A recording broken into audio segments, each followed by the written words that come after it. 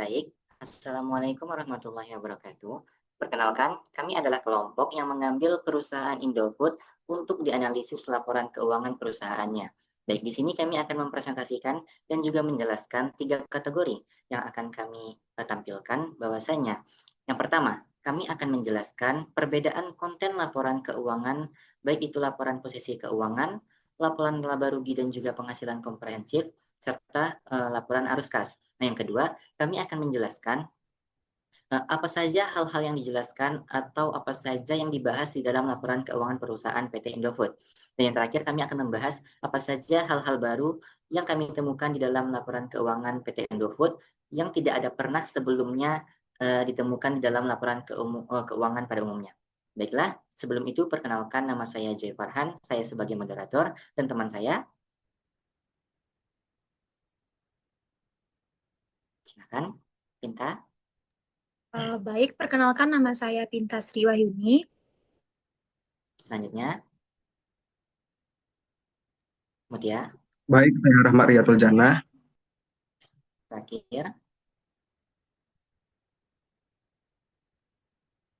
Mutia.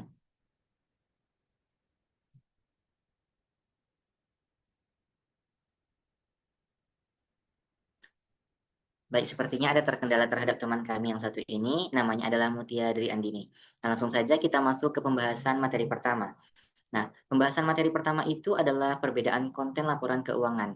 Nah, yaitu laporan posisi keuangan, laporan laba rugi dan juga penghasilan komprehensif, serta laporan arus kas. Nah, untuk yang pertama ini akan dibahas dan juga dijelaskan oleh Rian. Kepada Rian, kami persilakan. Baik, terima kasih kepada Joy. Saya akan mempresentasikan apa itu perbedaan laporan keuangan. Laporan keuangan yang di sini ada laporan posisi keuangan, yang kedua ada laporan laba rugi dan penghasilan komprehensif, yang ketiga laporan arus kas. Di sini perbedaannya kelompok kami ambil dari tujuan dan periode waktunya. Yang pertama, posisi keuangan. Tujuan dari laporan posisi keuangan yaitu menunjukkan posisi keuangan seperti aset, utang, dan ekuitas pada satu titik waktu. Lalu periode waktunya biasanya pada akhir tahun pada tanggal 31 Desember 2022. Yang kedua, laporan laba rugi dan penghasilan komprehensif. Dilihat dari tujuannya yaitu menilai kinerja keuangan perusahaan, apakah perusahaan itu mengalami keuntungan atau mengalami kerugian selama satu periode. Lalu periode waktu dari laporan laba rugi dan penghasilan komprehensif ini sepanjang satu periode, misalnya 1 Januari sampai 31 Desember 2022. Yang ketiga, laporan arus kas. Tujuan dari laporan arus kas ini menjelaskan pergerakan uang tunai perusahaan. Periode waktu dari arus kas ini sepanjang satu periode, misalnya 1 Januari sampai 31 Desember 2022. Baik, terima kasih. Saya kembalikan kepada moderator. Baik, terima kasih atas penjelasan yang telah diberikan oleh Rian. Kita lanjut ke poin kedua, yakni kita akan membahas apa saja sih hal-hal yang akan kita temukan dan juga kita dapatkan pada laporan posisi keuangan atau laporan keuangan yang terdapat pada PT Indofood. Nah, yang pertama itu laporan posisi keuangan. Tentu saja, sama seperti pada laporan posisi keuangan pada umumnya, ada beberapa kategori yang terdapat di laporan tersebut, yakni ada aset, liabilitas, dan juga ekuitas. Nah, dalam aset itu terdiri lagi menjadi dua. Ini ada aset lancar dan juga aset tidak lancar. Nah, kita masuk ke yang pertama yaitu aset lancar. Aset lancar sendiri itu merupakan suatu harta yang cepat dipakai atau cepat dicairkan, biasanya kurang dari 1 tahun. Nah, di dalam aset lancar ini ada beberapa poin atau ada beberapa akun. Di antaranya ada kas dan setara kas, ada piutang usaha dan juga persediaan. Ini juga terdapat pada PT Indofood laporan keuangannya. Nah, kita bahas di laporan keuangan pada PT Indofood. Untuk kas dan setara kas itu berada pada angka 15,74 triliun rupiah. Nah, kas dan setara kas itu berupa uang tunai yang disimpan pada bank. Nah, yang kedua itu ada piutang usaha. Nah, piutang usaha ini itu merupakan tagihan kepada pelanggan yang belum dibayar. Nah, PT Indofood sendiri itu tercatat sebesar 6,88 triliun rupiah. Yang ketiga, itu ada persediaan.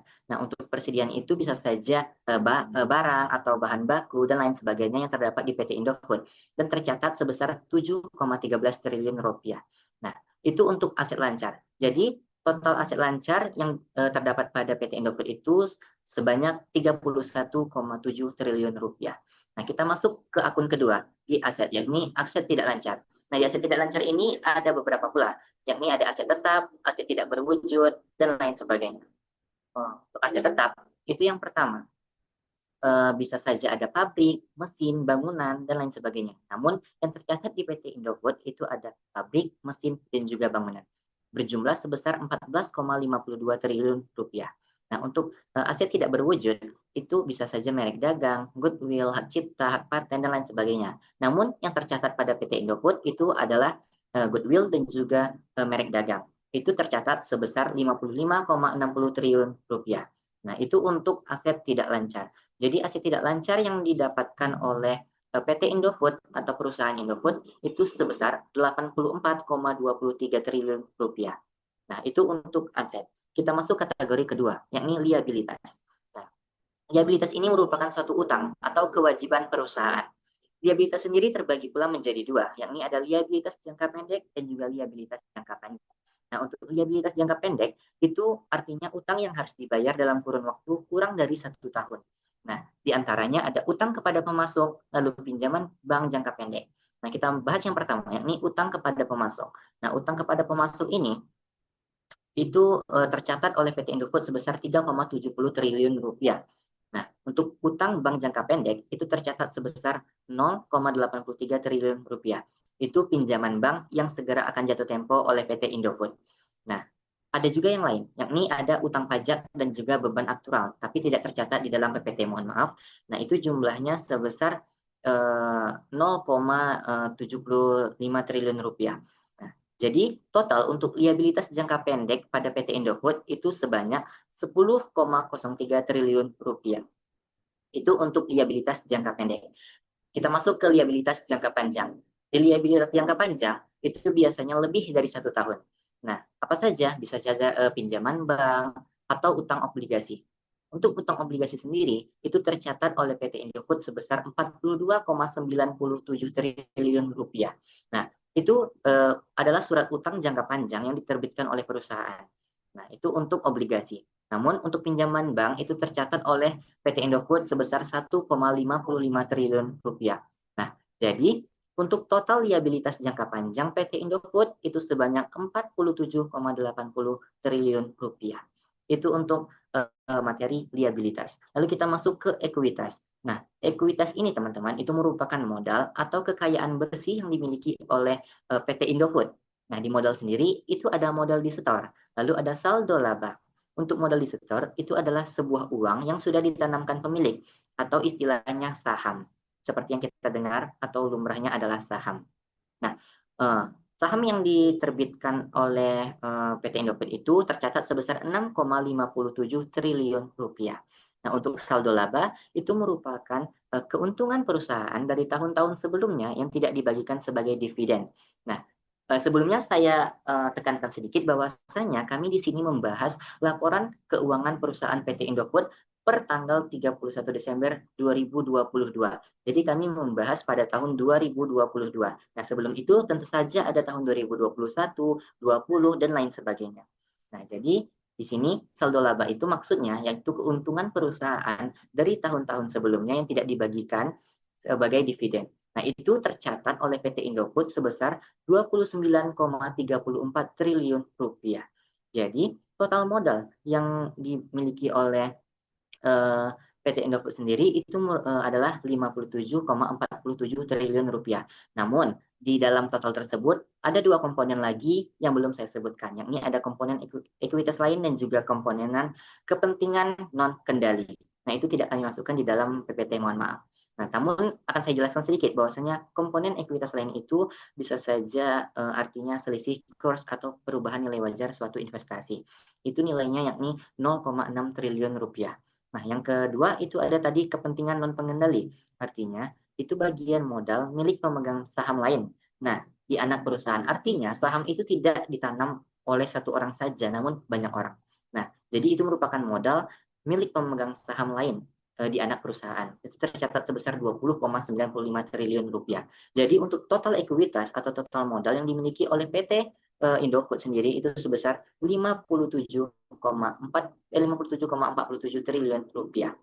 Baik, itu saja mungkin yang dapat saya jelaskan untuk laporan posisi keuangan yang terdapat pada PT Indofood. Selanjutnya, kita akan membahas laporan laba rugi dan juga penghasilan komprehensif. Apa saja yang terdapat di dalam laporan tersebut akan dibahas oleh teman saya, yaitu Pinta Sri Wahyuni. Kepada Pinta, saya persilakan. Baik, terima kasih kepada moderator. Pada kesempatan kali ini saya akan menjelaskan tentang laporan laba rugi dan penghasilan komprehensif. Sebelumnya, apa itu laporan laba rugi? Laporan laba rugi adalah salah satu laporan keuangan utama yang dibuat perusahaan setiap periode akuntansi. Laporan ini memberikan gambaran tentang kinerja keuangan perusahaan, khususnya mengenai beberapa besar pendapatan yang diperoleh, beban yang ditanggung, serta beberapa laba atau rugi yang dihasilkan. Sementara itu, laporan penghasilan komprehensif memperluas laporan laba rugi dengan memasukkan unsur-unsur lain yang tidak langsung berasal dari kegiatan operasional sehari-hari. Misalnya, perubahan nilai tukar mata uang asing atau keuntungan atau kerugian dari penilaian kembali aset. Kedua laporan ini menyeluruh kepada manajemen, investor, kreditur, dan pihak berkepentingan lainnya. Yang pertama, ada pendapatan. Pendapatan atau yang bisa kita sebut dengan revenue, pendapatan adalah semua hasil ekonomi yang diperoleh perusahaan dari aktivitas utama seperti penjualan barang atau jasa. Contohnya, perusahaan dagang memperoleh pendapatan dari penjualan produk kepada konsumen. Pendapatan menjadi titik awal perhitungan laba rugi. Semakin tinggi pendapatan, potensi laba juga semakin besar, meskipun tetap harus memperhatikan biaya yang muncul. Yang kedua, ada beban pokok penjualan atau cost of goods sold. Beban pokok penjualan adalah biaya langsung yang digunakan untuk menghasilkan barang atau jasa yang dijual. Untuk rumus sederhananya, yaitu persediaan awal ditambah pembelian bersih dikurang persediaan akhir. Beban ini sangat memengaruhi laba karena merupakan pengeluaran utama yang tidak bisa dihindari. Yang ketiga ada laba bruto atau yang disebut dengan gross profit. Laba bruto dihitung dengan mengurangkan pendapatan dengan pokok penjualan. Rumusnya yaitu laba bruto sama dengan pendapatan dikurang dengan beban pokok penjualan. Laba bruto menunjukkan efisiensi perusahaan dalam memproduksi barang atau jasa. Jika laba bruto tinggi, artinya harga jual cukup jauh di atas biaya produksi. Yang keempat, ada beban operasi atau yang disebut dengan operating expense. Beban operasi adalah seluruh biaya yang berkaitan dengan kegiatan operasional sehari-hari perusahaan, tetapi tidak termasuk dengan COGS tadi. Contohnya, biaya gaji pegawai, biaya administrasi dan umum, biaya pemasaran, serta biaya sewa listrik dan apresiasi. Beban operasi penting untuk dilaporkan agar diketahui seberapa besar biaya yang dikeluarkan untuk mendukung kegiatan usaha di luar produksi langsung. Yang kelima, ada pendapatan atau beban lain-lain. Ini mencakup seluruh pendapatan dan beban yang tidak berasal dari aktivitas utama perusahaan. Contohnya, pendapatan bunga, kerugian kurs, dan keuntungan penjualan aset tetap. Meskipun bukan bagian utama, elemen ini sering memengaruhi besar kecilnya laba bersih karena nilainya bisa cukup signifikan. Yang keenam ada laba bersih atau net income. Laba bersih adalah hasil akhir dari seluruh pendapatan dikurangi semua beban. Rumusnya yaitu laba bersih sama dengan laba bruto dikurangi beban operasi ditambah pendapatan atau beban lain-lain. Laba bersih menjadi indikator utama dalam menilai keberhasilan perusahaan. Investor, pemegang saham, dan manajemen biasanya menggunakan laba bersih sebagai ukuran kinerja. Dan yang terakhir ada laba atau rugi dari perubahan nilai tukar mata uang asing. Jika perusahaan memiliki transaksi internasional, nilai tukar yang berubah-ubah bisa menimbulkan keuntungan atau kerugian. Contohnya, perusahaan mengekspor barang ke luar negeri, pembayaran dalam dolar Amerika Serikat, tetapi kurs rupiah naik turun. Unsur ini dicatat dalam penghasilan komprehensif lain memengaruhi ekuitas perusahaan walaupun tidak berasal dari kegiatan inti. Jadi, kesimpulannya yaitu laporan laba rugi dan penghasilan komprehensif merupakan bagian penting dari laporan keuangan yang menyajikan informasi mengenai kinerja perusahaan dalam satu periode. Laporan ini tidak hanya menunjukkan jumlah pendapatan, beban, dan laba bersih, tetapi juga mencakup unsur-unsur lain di luar aktivitas utama, seperti keuntungan atau kerugian dari selisih kurs mata uang asing. Melalui laporan ini, manajemen, investor, dan pihak terkait dapat menilai seberapa efektif perusahaan dalam menghasilkan laba, mengendalikan biaya, serta menghadapi risiko keuangan yang timbul. Dengan demikian, laporan laba rugi dan penghasilan komprehensif berfungsi sebagai alat utama dalam pengambilan keputusan, evaluasi kinerja, serta perencanaan strategi perusahaan di masa depan. Hanya sekian penjelasan dari saya kembalikan ke moderator.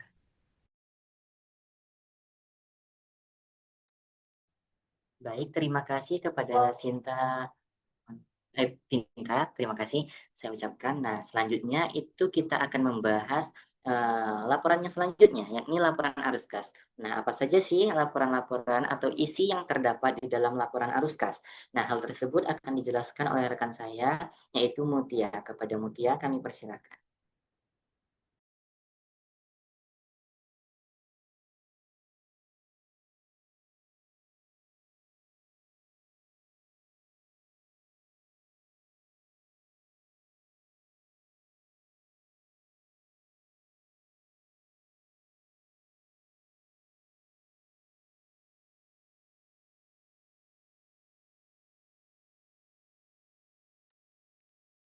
Baik, sepertinya teman kita Mutia terdapat kendala. Maka kita pending dulu untuk materi laporan arus kas. Nah, kita beralih ke poin ketiga atau kategori ketiga yang akan kita bahas, yaitu hal baru yang terdapat pada laporan keuangan PT Indofood. Nah, itu akan saya ambil alih sendiri. Baik, apa saja sih hal baru yang kami dapatkan di dalam laporan atau laporan keuangan perusahaan PT Indofood? Nah, di sini kami mendapatkan 5 kategori baru atau 5 hal baru. Di antaranya, yang pertama, kami mendapatkan atau kami baru mendengar istilah kepentingan non-pengendali atau ekuitas. Di dalam kurung ekuitas. Nah, ini maksudnya adalah setelah kami cari, itu merupakan bagian modal dan laba yang dimiliki pemegang saham minoritas. Nah, di anak perusahaan, artinya bukan penuh milik dari PT Indofood. Nah, ini letaknya berada pada bagian paling bawah ekuitas pada laporan posisi keuangan. Nah, jumlah yang tercatat itu adalah sebesar 20,95 triliun rupiah. Nah, itu untuk kepentingan non-pengendali. Nah, yang kedua ada cadangan perubahan nilai wajar aset keuangan di dalam ekuitas pula. Nah, baik, kita akan bahas bahwa ini maksudnya artinya kenaikan atau penurunan nilai investasi. Misalnya, saham yang dimiliki oleh ICBP. Nah, ICBP ini merupakan PT Indofood sendiri. Nah, sesuai dengan harga pasar. Walaupun belum dijual, itu tercatat. Nah, itu yang dinamakan dengan cadangan perubahan nilai wajar aset keuangan. Nah, ini letaknya di bagian ekuitas atau komponen ekuitas lain. Nah, dan ia tercatat sebesar 1,32 triliun rupiah. Baik, untuk yang ketiga, itu ada liabilitas imbalan pasca kerja. Nah, letaknya juga di liabilitas. Nah, ini maksudnya merupakan suatu kewajiban perusahaan untuk membayar hak karyawan di masa depan, seperti pensiun, lalu pesangon, atau tunjangan pasca kerja lainnya. Nah, itu untuk maksud dari liabilitas imbalan pasca kerja. Nah, dia terbagi pula menjadi dua. Itu ada jangka pendek dan jangka panjang. Nah, untuk jangka pendek itu tercatat sebesar 0,36 triliun rupiah atau jika dirupiahkan sebesar 363 miliar 554 juta rupiah.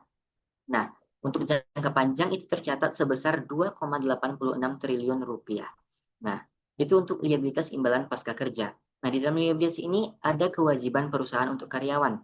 Tadi seperti pensiunan. Nah, ini juga ada bagiannya, yakni ada liabilitas jangka pendek dan ada juga liabilitas jangka panjang. Nah, tercatat sama, yakni 0,36 triliun untuk jangka pendek dan juga 2,86 triliun untuk jangka panjang. Nah, itu untuk liabilitas imbalan pasca kerja. Nah, kita masuk ke yang keempat, yakni pendapatan komprehensif lain atau laba rugi komprehensif. Nah, kita akan bahas. Untuk pendapatan komprehensif lain ini maksudnya itu merupakan suatu keuntungan atau kerugian tambahan di luar laba bersih. Misalnya, itu selisih kurs mata uang asing atau perubahan nilai investasi. Nah, letaknya ini di laporan laba rugi dan juga penghasilan komprehensif lain. Nah, itu tercatat sebesar 0,34 triliun rupiah. Nah, abaikan angka yang ada dalam PPT karena dalam laporan keuangan PT Indofood itu tercatat dalam triliun rupiah. Nah, jadi itu merupakan suatu keuntungan atau kerugian tambahan di luar laba bersih. Itu maksudnya dari pendapatan komprehensif lain. Dan yang terakhir itu ada other non-financial liability. Nah, artinya ada liabilitas jangka pendek.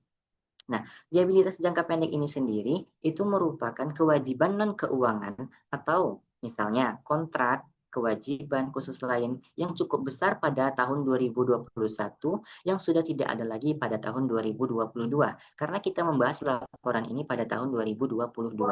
Nah, ini tercatat ini diletakkan pada liabilitas jangka pendek pada laporan posisi keuangan.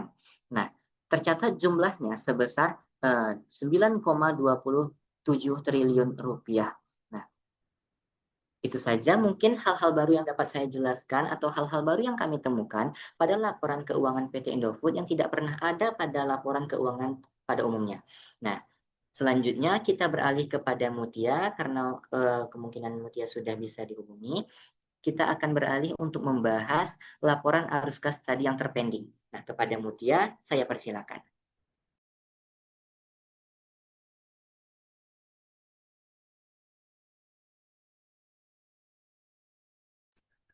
Terima kasih, Jeff Farhan. Di sini saya akan menjelaskan terkait laporan arus kas, di mana laporan arus kas itu adalah laporan keuangan yang menjelaskan pergerakan uang tunai perusahaan selama satu periode tertentu. Nah, tujuannya adalah untuk membantu pengguna laporan keuangan untuk memahami bagaimana perusahaan itu menghasilkan dan menggunakan kasnya. Nah, laporan ini menjadi tiga aktivitas utama, yaitu ada arus kas dari aktivitas operasi. Yang pertama yang saya akan jelaskan dari arus kas dari aktivitas operasi tersebut. Nah, kegiatan operasional utama perusahaan yaitu aktivitas yang berkaitan langsung dengan bisnis inti perusahaannya.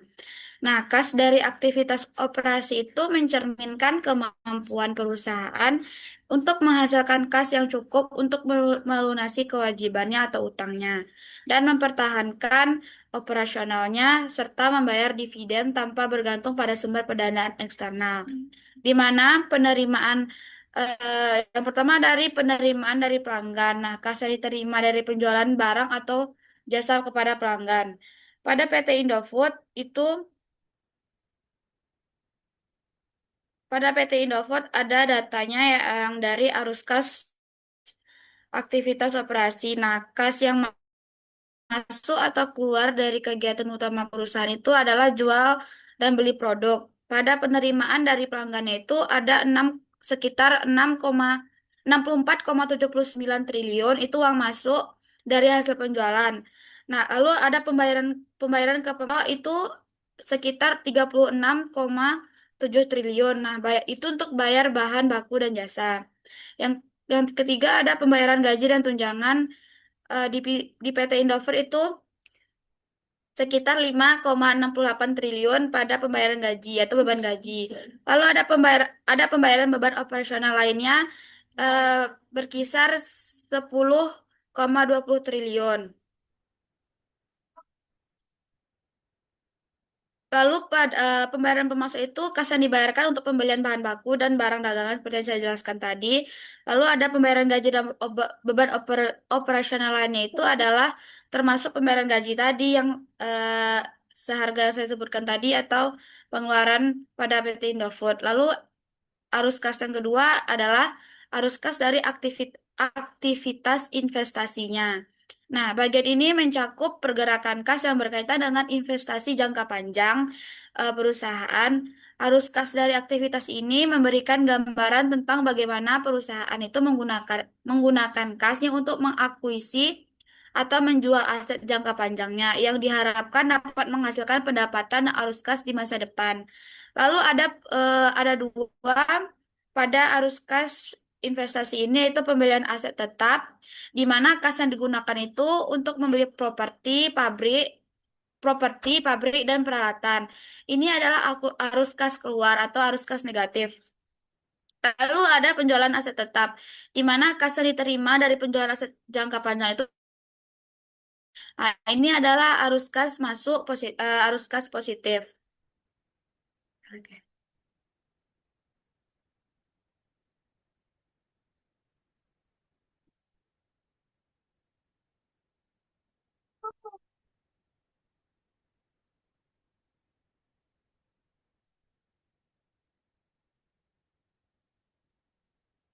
Maaf, tadi ada jaringan, terkendala jaringan. Yang ketiga ada arus kas dari aktivitas pendanaan. Nah, bagian ini melaporkan arus kas yang berasal dari aktivitas pendanaan perusahaan, yaitu transaksi yang mempengaruhi ekuitas dan utang perusahaan, di mana aktivitas ini memberikan informasi mengenai bagaimana perusahaan itu mendapatkan dana dari pemilik atau kreditor dan bagaimana dana tersebut dikembalikan. Seperti adanya penerimaan pinjaman bank yang dimana kas yang diterima dari pinjaman baru untuk mendanai operasional atau investasi. Ini adalah arus kas masuk yang bersifat positif. Lalu yang kedua ada pembayaran dividen, di mana kas yang dibayarkan kepada pemegang saham itu sebagai bagian dari keuntungan perusahaan. Nah, ini adalah arus kas keluar atau arus kas negatif. Mungkin itu saja yang dapat saya sampaikan. Saya kembalikan ke moderator. Baik, terima kasih penjelasan dari Mutia, saya ucapkan. Nah, baiklah, mungkin saya rasa itu saja yang dapat kami jelaskan dalam kelompok kami. Nah, berikut kami lampirkan dokumentasi kami sebagai anggota kelompok. Nah, saya sebagai moderator mengucapkan mohon maaf yang sebesar-besarnya apabila terdapat banyak kekurangan dan juga kesalahan dalam penjelasan dan juga presentasi materi kami kali ini. Seperti yang sama-sama kita lihat bahwasanya tadi ada beberapa kendala. Nah, saya mohon maaf yang sebesar-besarnya. Saya berharap kita semua dapat memahami materi yang telah kita jelaskan, telah kami jelaskan. Baik, saya moderator J. Farhan menutup presentasi saat ini. Saya mengucapkan wabillahi taufiq wal hidayah. Wassalamualaikum warahmatullahi wabarakatuh. Waalaikumsalam warahmatullahi wabarakatuh.